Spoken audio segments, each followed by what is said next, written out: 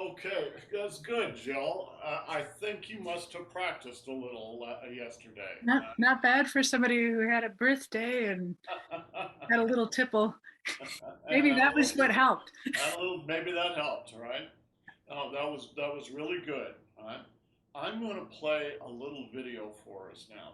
It's just about 3 minutes long, and it's I don't know. You may have seen it before, but I want to play a couple of minutes of it again. This is a guy doing Tai Chi, but I want you to watch the way he's doing it. I want you to watch his mind as he's doing this. All right? And think about it.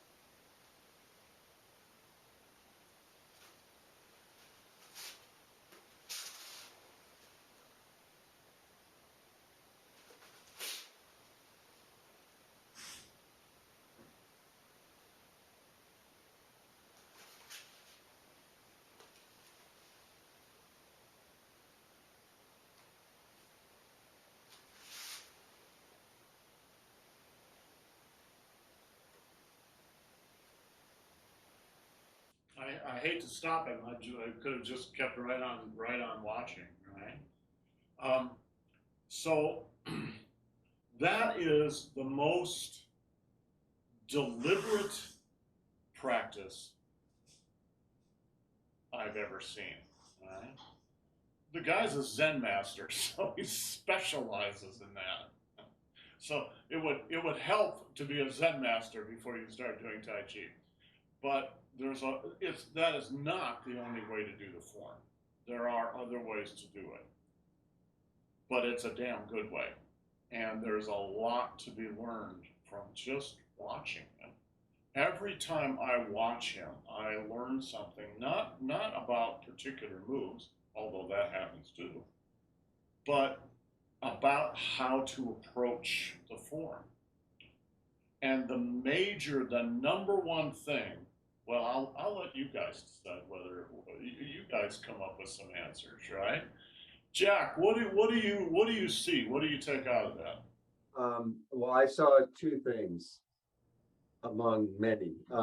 One is that he completes every motion.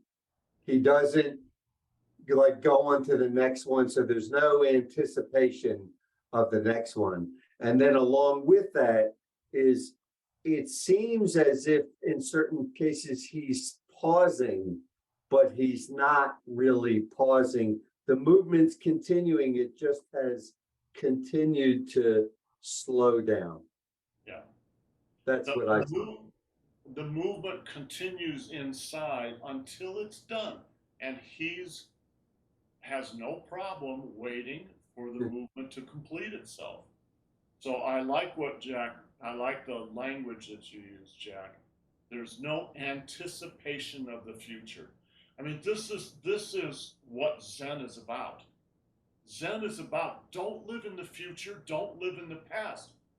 Be here now, live in this moment. And this is a living example of that brought into the kind of stuff that we're doing. And this is a Qigong class, but there's no real difference between Tai Chi and Qigong. So yeah, Jack, that's yeah, right. But let me go to Jill first, right? Well, I might not have to say anything. You guys have said it all. Jill, what do you see? Okay, well, this is something that I've been working on recently, which is, it's this concept of what is presence. It's like being in the present. We always think of it as like being a very narrow space, Yeah. a slice, when in fact it's very spacious. Yes. And so that's what I see is the spaciousness of when he's in this moment. There's no waiting, there's no anticipating, it's always with what is happening. And so it's like, yeah, he's following it all the way through.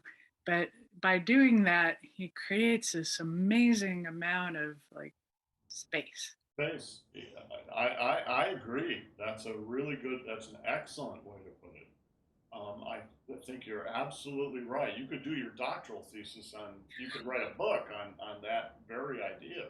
Seriously. We all do this. I do it too. When I do the form, I'm thinking ahead. I'm thinking of this. I'm thinking of that. I'm not just right there, taking my time and doing it and completing every motion.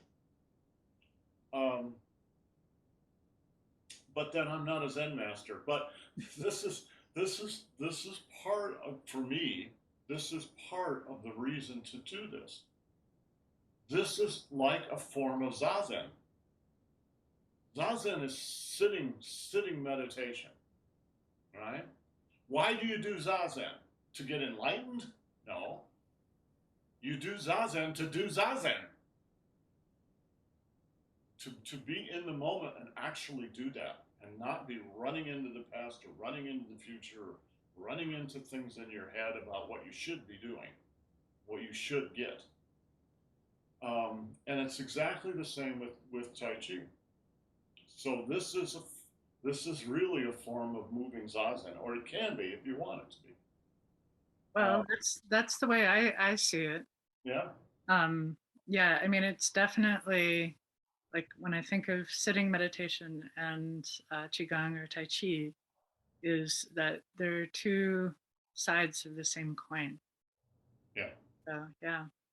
I think I've told you this before, you guys this story before, but I'll finish with this. Um, you have an inner pole inside. It grows up from the danshan and down from the danshan. So it's like branches and roots. And that inner pole is not stiff like this one. It's very flexible, right? It spirals and it works, but it's still something very strong. It's like your spine itself, remarkably, right? Is very flexible, but it's also very, very upright. When you are meditating, doing standing meditation, it's called Jianzhuang. Jianzhuang means standing pole. It's a standing pole. That pole is just standing. When you do Tai Chi, right,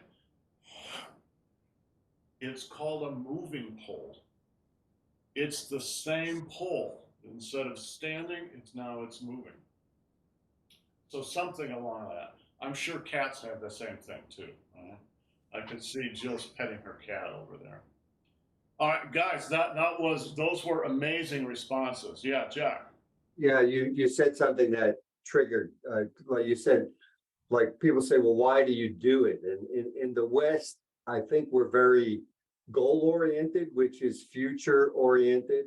So you say, oh, Tai Chi, that's good for old people. That's good for balance. That's good for, and then as people say, they assume that that is why you do that.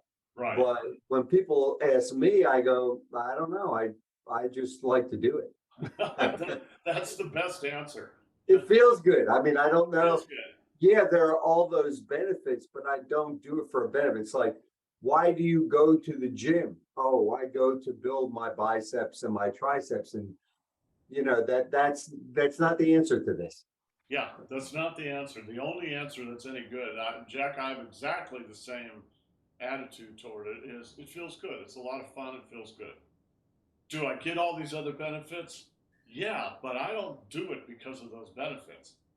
I do it because I like it. It makes me feel good. Me too. And, if I actually slow down and go, well, why does it make you feel good? Well, then all that other stuff comes up. But it's kind of like that's kind of after the fact sort of material in a way. But it is interesting to think about it. And I really do watch that video once in a while because I'm learning from that guy. I mean, he truly is master. He hasn't just mastered the form, which is to master this form is actually extremely rare. Lots of people are learning it and lots of people do it, but very few people have ever mastered it. Really, I can count them on maybe the fingers in one hand, right? And he has a very particular take on it.